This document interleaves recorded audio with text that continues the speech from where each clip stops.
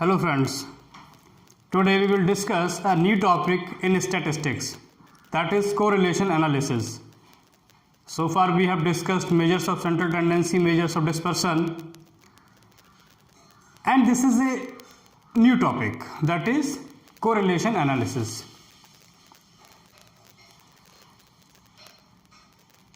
First of all, we need to understand the concept of correlation and what is the need of correlation analysis in research as well as in academics and some other phenomena such as economic activities, genetics, biological sciences, pharmaceutical sciences.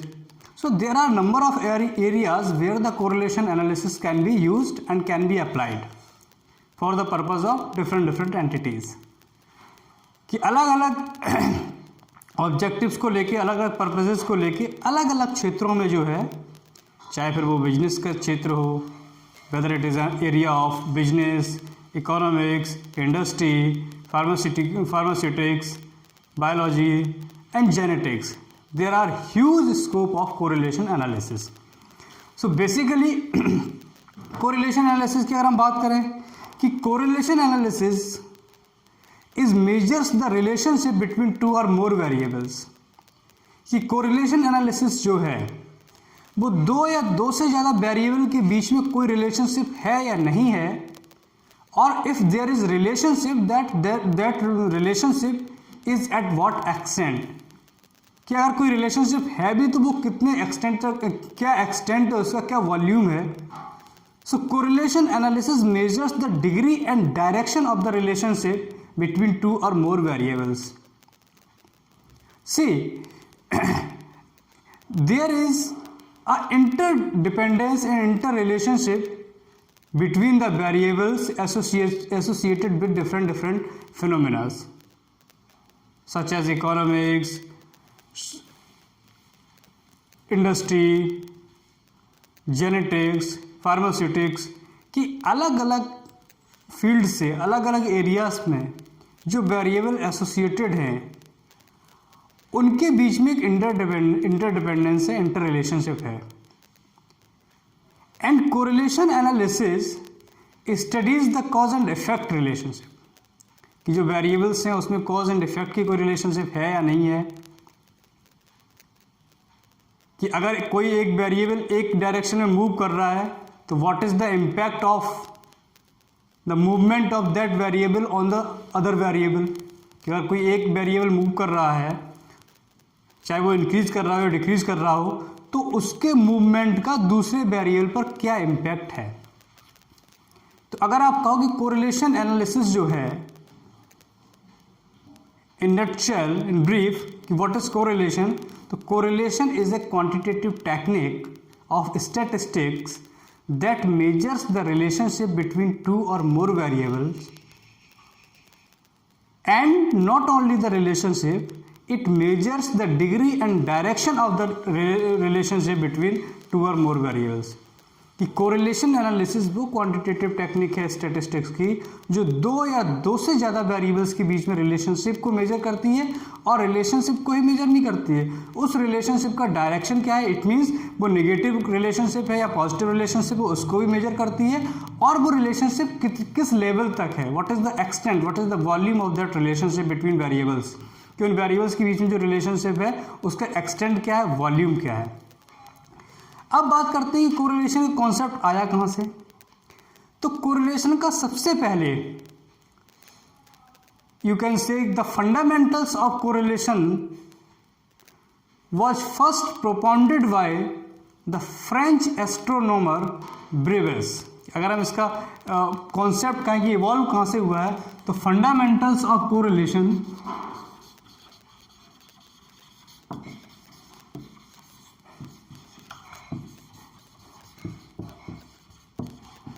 were first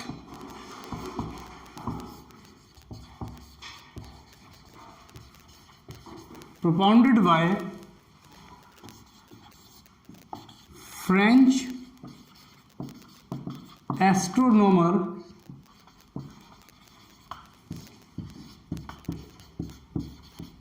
Brevis. कि सबसे पहले जो है France के एक astronomer थे Brevis, उन्होंने इसके फंडामेंटल्स या इसका कॉन्सेप्ट दिया था। There may be that kind of statistical technique that can measure the relationship whether two or more variables are correlated or not, कि दो या दो से ज़्यादा वेरिएबल हैं वो उसमें कोई रिलेशनशिप है या नहीं है। फिर उसको जो है और एक कदम आगे सर फ्रांसिस गैल्टन वो उसको और एक कदम आगे ले गए। यानी कि सर फ्रांसिस गैल्टन का क्या इसमें कंट्रीब्यूशन है, जिनको फादर ऑफ स्टैटिस्टिक्स भी कहते हैं, बायोलॉजिकल स्टैटिस्टिक्स भी कहते हैं उनको, सर फ्रांसिस गैल्टन को, कि सर फ्रांसिस गैल्टन ने बताया कि कैसे जो भी कोरिलेशन के थ्रू जो भी वैल्यूज़ आई हैं उन वैल्यूज़ को कैसे आप ग्राफिकली रिप्रेजेंट करोगे, how you will plot the values of correlation on a graph paper, कि कैसे उनका ग्राफिकल प्रेजेंटेशन होगा कोरिलेटेड वैल्यूज़ का। That was first told by sir Francis Galton, ये सर फ्रांसिस गैल्टन ने बताया। बट कोरिलेशन का कैसे मैथमेटिकल यूज़ होगा, कैसे क्वांटिटेटिव टर्म में यूज़ होगा, ये जो है सन 1896 में कार्ल पियर्सन ने बताया। तो अगर हम देखें तो in the year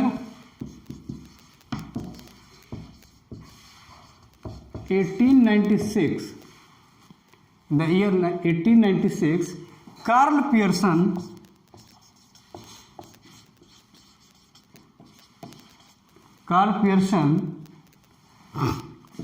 established or developed a quantitative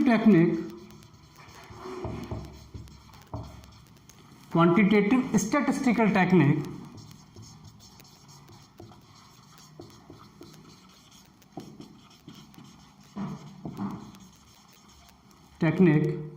to measure the degree and direction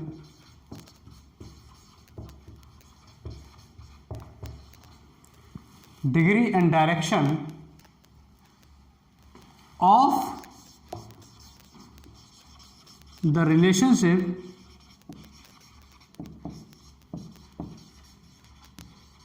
between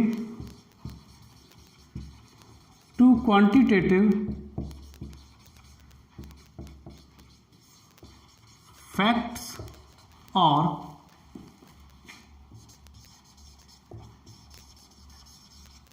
variables, कि फंडामेंटल्स तो फ्रेंच एस्ट्रोनॉमर ब्रेविस ने बताया, सर फ्रांसिस गैल्टन ने उसका कैसे ग्राफिकल प्रेजेंटेशन होगा वो बताया, लेकिन दो क्वांटिटेटिव वेरिएबल, दो क्वांटिटेटिव फैक्ट्स में क्या रिलेशनशिप है, कितनी रिलेशनशिप है, पॉजिटिव है, नेगेटिव है, ये जो है इसके लिए जो एक टेक्निक इस्टेब्लिश की, डेवलप की, वो किसने की, कार्ल पियर्सन ने। और उस टेक्निक को क्या कहा गया, this technique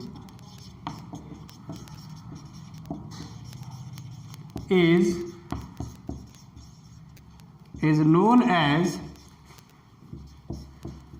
Karl Pearson's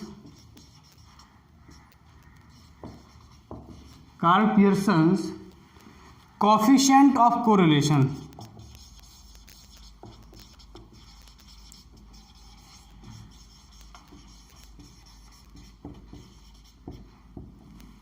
this technique is known as Karl Pearson's coefficient of correlation. इस टेक्निक को हम क्या कहते हैं, Karl Pearson's coefficient of correlation, ठीक है ना। तो उसके बाद जो है कार्ल पियर्सन ने और सर फ्रांसिस गैल्टन ने जेनेटिक्स के फील्ड में, बायोलॉजिकल साइंस के फील्ड में बहुत सारे एनालिसिस की, बहुत सारे रिसर्च की, and they both used the technique of correlation to find out the results, to draw the conclusions and to draw the analysis between the variables, ठीक है ना। तो ये तो हुआ कोरिलेशन का थोड़ा सा कॉन्सेप्ट। तो कोरिलेशन क्या है, correlation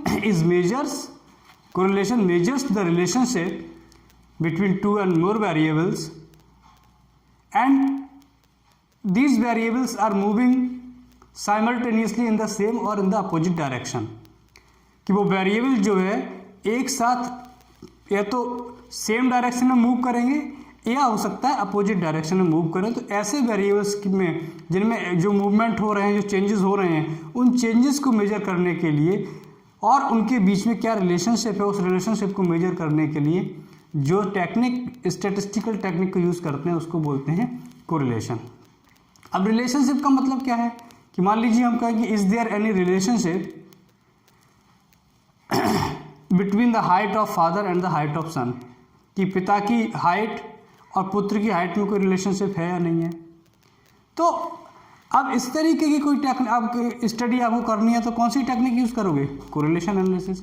is there any relationship between the demand of commodity and the income, कि इनकम और किसी कमोडिटी की डिमांड में कोई रिलेशनशिप है या नहीं है, तो कौन सी टेक्निक यूज़ करोगे? कोरिलेशन। कि अगर इनकम बढ़ रही है तो हो सकता है डिमांड भी बढ़ रही हो, इनकम घट रही हो तो हो सकता है डिमांड भी घट रही हो। तो it is a matter of study. आप स्टडी करोगे और उस स्टडी में कौन सी टेक्निक यूज़ करोगे? Correlation analysis. ठीक है ना। तो अब ये तो हुआ कॉन्सेप्ट। और कोरिलेशन एनालिसिस जो है रिलेशनशिप को तो मेजर करता है, साथ के साथ कॉज एंड इफेक्ट रिलेशनशिप भी है, कि कॉज क्या है और उसका इफेक्ट क्या है। जैसे मैंने कहा कि किसी कमोडिटी की डिमांड इंक्रीज हो रही है, तो डिमांड क्यों इंक्रीज हो रही है? इफेक्ट क्या है? इफेक्ट है इंक्रीज इन डिमांड। लेकिन कॉज क्या हो सकता है, उसका कारण क्या हो सकता है? उसका हो सकता है उसकी इनकम इंक्रीज हो गई हो, या ये एंटिसिपेशन हो कि फ्यूचर में जो है इस कमोडिटी की सप्लाई कम हो जाएगी, तो उसको पहले से स्टोर करने के लिए उसकी डिमांड इंक्रीज हो रही हो। तो कॉज और इफेक्ट दोनों की स्टडी भी, what is the cause and what is the effect, इसकी भी स्टडी करता है कोरिलेशन एनालिसिस। तो correlation analysis measures the relationship between two variables as well as is studies the cause and effect relationship also. ये cause and effect की study भी करता है। फाइन। चलिए अब हम थोड़ा सा इसका इंपॉर्टेंस समझेंगे कि क्या इंपॉर्टेंस है इसकी, और उसके बाद हम टाइप्स ऑफ कोरिलेशन पर चलेंगे।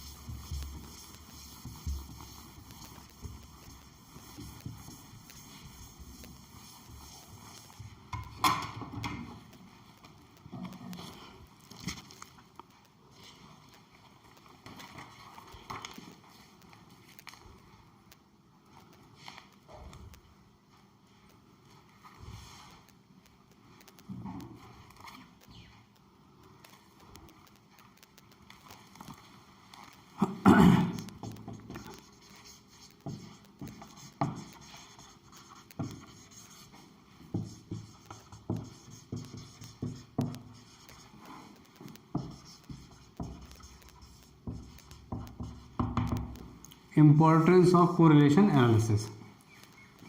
तो इसको कुछ पॉइंट्स में समझिए। फर्स्ट है more reliable forecasting,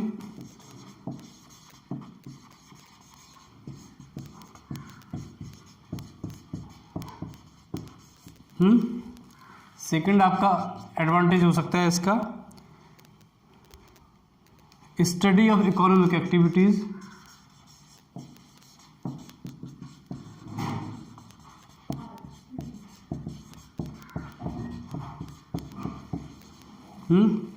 third point हो सकता है estimation of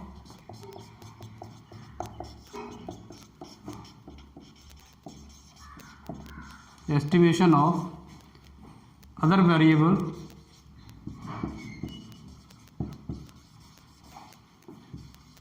on the basis of one variable।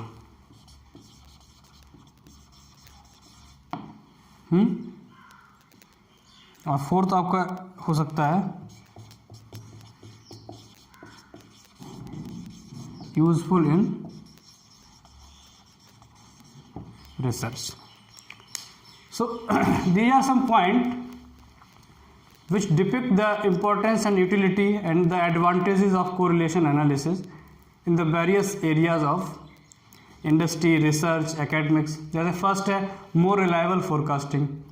More reliable forecasting कि अगर आपके पास अपने 2 या 2 से ज़्यादा वेरिएबल्स हैं, फैक्टर्स हैं, उनकी स्टडी में अगर आपने देख लिया कि हाँ इनमें कोई रिलेशनशिप है या नहीं है, if there is relationship there may be a relationship or there may not be a relationship, whatever the relationship is there, तो उनके बेसिस पे, on the basis of the relationship, on the basis of the associated correlation between the variables, you can make more accurate forecast, more accurate prediction about what is going to be happen, कि क्या होने वाला है, क्या हो सकता है. So you can anticipate the values more accurately with the help of correlation analysis. Second one is study of economic activities, demand and supply, price, income, supply of commodity. All these are the economic activities, and with the help of correlation analysis, economic activities can be more precisely and accurately predicted and forecasted with the help of correlation analysis. कि अगर मान लीजिए price increase हो रहा है तो उसके पीछे क्या रीज़न है, डिमांड इंक्रीज हो रही है तो उसके पीछे क्या रीज़न है, सप्लाई कम या ज़्यादा हो रही है, इधर सप्लाई इज डिक्रीजिंग और increasing, so what is the reason, what are the causes behind the increase and decrease of supply. So all these are the economic factors, economic activities, those can be studied with the help of correlation. Estimation of other variable on the basis of one variable, कि variables के बीच में कि एक variable की value ये है तो उसके बेसिस पे दूसरे वेरिएबल की वैल्यू क्या होगी. It is also possible with the help of correlation. Useful in research, research के क्षेत्र में भी जो है चाहे कंक्लूजन ड्रॉ करने हों, फाइंडिंग्स को ड्रॉ करना हो, या और एनालिसिस, डेटा की एनालिसिस करनी हो. So this is also useful in the field of research. This is some importance, you can say utility, usefulness और advantages of correlation. Now we will study the types of correlation, कि क्या कितने types के correlation होते हैं.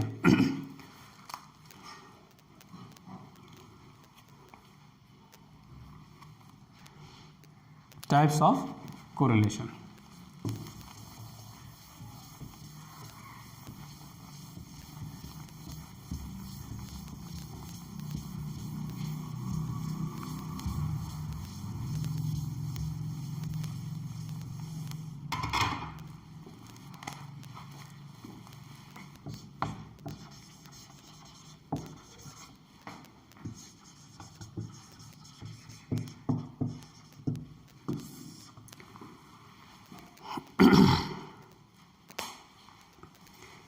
अगर हम types of correlation की बात करें तो on the basis of degree and direction of the variables, on the basis of the movement of variables, there are 3 types of correlation. अगर हम कोरिलेशन का क्लासिफिकेशन करें किसके बेसिस पर, डिग्री और movement, degree and direction of the variables, तो there are 3 types of correlation. First है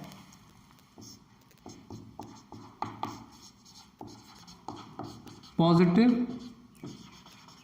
and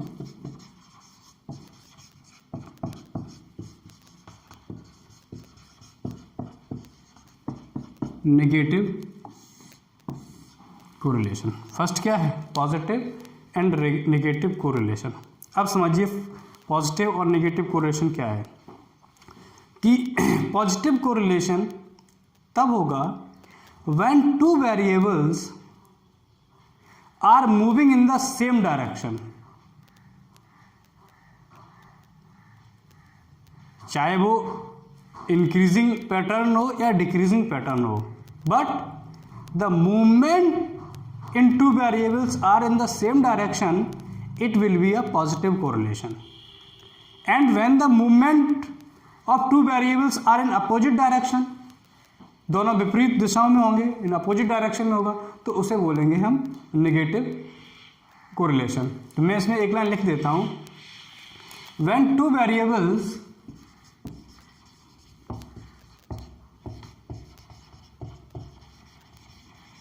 variables move और deviate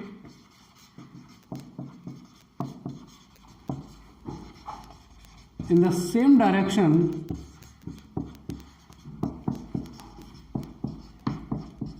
this is called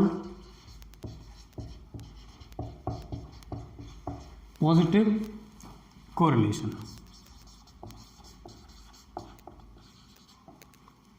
For example, अगर हम एग्जांपल ले लेते हैं कि जब दो वेरिएबल एक ही डायरेक्शन में मूव कर रहे हैं या डेविएट कर रहे हैं, they are moving in the same direction, this is called positive correlation. For example, हमने मान लीजिए दो वेरिएबल ले लिए, एक इनकम ले लिया, मान लीजिए वेरिएबल एक्स है, और दूसरा हमने डिमांड ले लिया, मान लीजिए ये वेरिएबल वाई है. ठीक,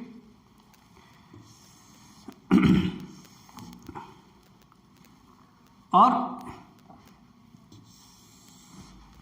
इसके ऊपर लिख लीजिए इंक्रीज इन बोथ वेरिएबल, यानी दोनों वेरिएबल में इंक्रीज हो रहा है. एक वेरिएबल हमने लिया इनकम और दूसरा वेरिएबल लिया हमने डिमांड. मान लीजिए किसी की इनकम जो है वो रुपीज़ में दी हुई है और डिमांड यूनिट्स में दी हुई है. पहले किसी की इनकम 100 रुपीज़ है तो उसकी डिमांड जो है 80 यूनिट्स की है. ठीक, उसके बाद इनकम को हमने 20 रुपीज़ से बढ़ा दिया, अब इनकम हो गई 120, तो 10 यूनिट से उसकी डिमांड भी इंक्रीज़ हो गई, उसकी डिमांड हो गई 90. फिर से हमने डिमांड को बढ़ा दिया, फिर उसकी डिमांड हो गई 95. फिर से हमने इनकम को बढ़ा दिया तो डिमांड हो गई 100. फिर से हमने इनकम को बढ़ा दिया तो डिमांड हो गई 120. अब आप देखिए कि अब इस मूवमेंट, दोनों वेरिएबल के मूवमेंट का बिहेवियर देखिए कि B started with ₹100 as an income, और उसकी 100 रुपीज़ पे जो डिमांड थी वो कितनी थी, 80 यूनिट्स की. उसके बाद हमने एक जो वेरिएबल है इनकम, उसमें इंक्रीज किया 120, इनकम उसकी 100 से 120 हो गई, तो उसकी डिमांड भी 80 से 90 यूनिट हो गई. फिर इनकम उसकी फिर से इंक्रीज़ की तो 120 से 140 हो गई, तो उसकी डिमांड 90 यूनिट से 95 यूनिट्स हो गई. फिर उसकी इनकम 140 रुपीज़ से 150 रुपीज़ कर दी, तो उसकी डिमांड भी 95 से 100 यूनिट्स हो गई. और फिर उसकी इनकम 150 से 170 कर दी, तो उसकी डिमांड जो है 100 से 120 हो गई. यानी कि इनकम और डिमांड को अगर आप देखोगे तो इनकम भी इंक्रीज हो रही है और डिमांड भी इंक्रीज हो रही है. यानी कि when income is increasing it results in the corresponding increase in the demand. कि अगर हम इनकम बढ़ा रहे हैं तो उसका जो प्रभाव है, उसका जो इम्पैक्ट है डिमांड पर, वो क्या है कि डिमांड भी इंक्रीज हो रही है. तो यह इफेक्ट क्या है, अब इसमें कॉज एंड इफेक्ट रिलेशनशिप क्या होगी. अगर इसमें आप देखो कि रिलेशनशिप तो दोनों में है ही. क्यों, क्योंकि डिमांड क्यों इंक्रीज हो रही है. इफेक्ट क्या है, effect is increase in demand. और वो डिमांड क्यों इंक्रीज हो रही है, क्योंकि इनकम भी इंक्रीज हो रही है. तो इफेक्ट तो है इसमें, अगर आप देखो इफेक्ट क्या है, इफेक्ट है इंक्रीज इन डिमांड. ये तो इफेक्ट है. और इस इंक्रीज इन डिमांड का रीजन क्या है, कॉज क्या है, कॉज ये है, this is the cause. Cause क्या है, इंक्रीज इन इनकम. तो दोनों में कॉज एंड इफेक्ट रिलेशनशिप है. इफेक्ट है इंक्रीज इन डिमांड और कॉज क्या है, इंक्रीज इन इनकम. और ये कोरिलेशन कौन सा होगा, it is a positive correlation, because income and demand are moving in the same direction. यानी कि दोनों ही बढ़ रहे हैं सेम डायरेक्शन से. सेम डायरेक्शन में हमेशा बढ़ना ही नहीं है, वो घटना भी हो सकता है, लेकिन वो दोनों वेरिएबल फिर डिक्रीज होंगे. या तो दोनों वेरिएबल, इधर both the variables are increasing और both the variables are decreasing. It implies the meaning of same direction. Same direction का मतलब है कि या तो दोनों वेरिएबल इंक्रीज होंगे या दोनों वेरिएबल डिक्रीज होंगे. राइट, तो यहाँ पे दोनों वेरिएबल इंक्रीज हो रहे हैं. इनकम इंक्रीज हो रही है तो उसके करस्पॉन्डिंग डिमांड भी इंक्रीज हो रही है. अब एक डिक्रीज का एग्जांपल ले लेते हैं. यहाँ पे लिख देते हैं डिक्रीज इन बोथ वेरिएबल्स।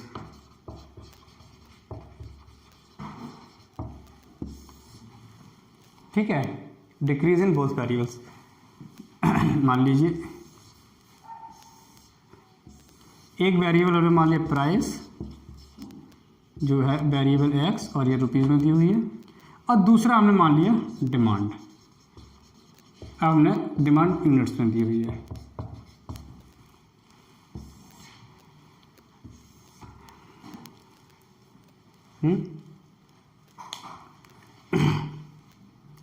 या इनकम और डिमांड से भी समझ सकते हैं। प्राइस और डिमांड का तो फिर वो नेगेटिव कोरिलेशन का एग्जांपल हो जाएगा। इनकम और डिमांड का ही हम ले लेते हैं। इनकम वेरिएबल एक्स है और रुपीज़ में दी हुई है, और डिमांड यूनिट्स में दी हुई है। यहाँ क्या था, इनकम बढ़ रही थी तो डिमांड भी बढ़ रही थी। यहाँ हम इनकम को डिक्रीज़ करेंगे। मान लीजिए इनकम आपकी जो है 100 रुपीज़ है, तो आपकी डिमांड जो है किसी कमोडिटी के लिए 70 यूनिट्स है। अब हम इनकम को डिक्रीज़ कर देते हैं, इनकम को हम 100 से 90 रुपीज़ पर ले आते हैं, तो डिमांड भी आपकी कम हो जाएगी 65। फिर से हमने इनकम को कम कर दिया, 90 से 80 कर दिया, डिमांड 60 हो गई। फिर से हमने इनकम को कम कर दिया, 80 से 70 कर दिया, तो इनकम आपकी जो है मान लीजिए 50 हो गई। फिर से हमने इनकम को कम कर दिया, 60 हो गई, तो ये मान लीजिए 45 हो गई। अब यहाँ देखिए, यहाँ भी दोनों वेरिएबल एक ही डायरेक्शन में मूव कर रहे हैं। एक ही डायरेक्शन इन द सेंस कि इनकम हमारी डिक्रीज हो रही है, तो उससे करस्पॉन्डिंग डिमांड भी डिक्रीज हो रही है। तो ये भी पॉजिटिव कोरिलेशन का एग्जांपल होगा। ये हमने इंक्रीज का लिया था, ये हमने डिक्रीज का लिया। यहाँ पर दोनों वेरिएबल इंक्रीज हो रहे थे, यहाँ दोनों वेरिएबल डिक्रीज हो रहे हैं। अब यहाँ पे कॉज क्या है, सॉरी इफेक्ट क्या है, डिमांड में डिक्रीज होना। Decrease in demand is the effect, and cause क्या है, डिक्रीज इन इनकम। तो यहाँ भी कॉज एंड इफेक्ट रिलेशनशिप है। In most of the cases, there is a cause and effect relationship in the correlation analysis. कि जब भी हम कोरिलेशन की एनालिसिस की बात करते हैं तो ये रिलेशनशिप को ही मेजर करता है। और वो रिलेशनशिप कैसी होती है, cause and effect relationship in most of the cases. कुछ एक्सेप्शन भी होंगे, वो हम नेक्स्ट लेक्चर में डिस्कस करेंगे। तो ये हमारा हो गया क्या, पॉजिटिव कोरिलेशन। कि पॉजिटिव कोरिलेशन में जो है दोनों वेरिएबल्स एक ही डायरेक्शन में मूव करते हैं। Either they will be increasing or decreasing, but the movement will take place in the same direction and simultaneously. वो एक ही डायरेक्शन में मूव करेंगे और साइमल्टेनियसली मूव करेंगे। ठीक है ना। तो ये हो गया हमारा पॉजिटिव कोरिलेशन। अब नेगेटिव कोरिलेशन क्या होता है, linear correlation, curvilinear correlation, simple correlation, partial correlation, multiple correlation, that we will discuss in the next lecture. आज के लिए इतना काफ़ी है। इसको समझना, कॉन्सेप्ट को समझना, जो इतना मैंने कराया उसको समझना। Thank you very much.